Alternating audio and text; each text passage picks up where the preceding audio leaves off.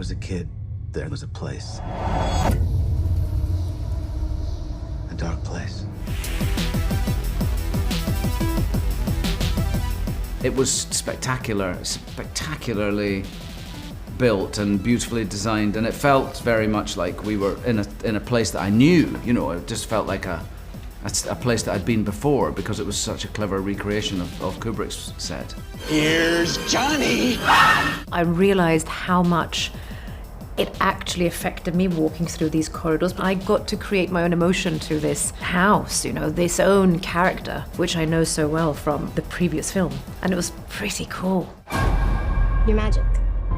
Like me. I always called it The Shining. I felt like I was being transported all the way back into The Shining. It was so amazing. They made it look super creepy and deteriorating, so I was quite a bit scared, but it was a lot of fun because I was exploring all the sets, and each time I'd find something new. It was awesome. People like me who grew up on The Shining, I feel like we have the Overlook Hotel in our imagination in its entirety. And so when we rebuilt the sets and I walked into it, it's a feeling unlike I've ever had before, because it feels like you're walking into your own memory. You know where everything is. It was incredible. I grinned like a kid.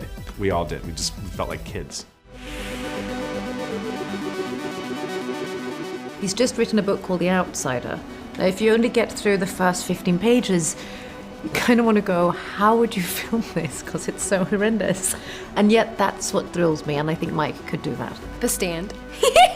The characters are very strange and interesting, which I like a lot, and I want to see who might be on the screen. I don't know Stephen King's work enough. It's not been my favorite genre, sort of being frightened, but I hope he does go on to do more. He's done 2 adaptations of Stephen's work. There's something about his vision that works for, you know, Stephen's writing. You know, one that I always was fascinated by was The Jaunt. It was a short story that chilled me, which I think is in development right now. But, you know, for me it was always the Dark Tower was always the one I wanted. I've come to make peace with the fact that won't happen most likely.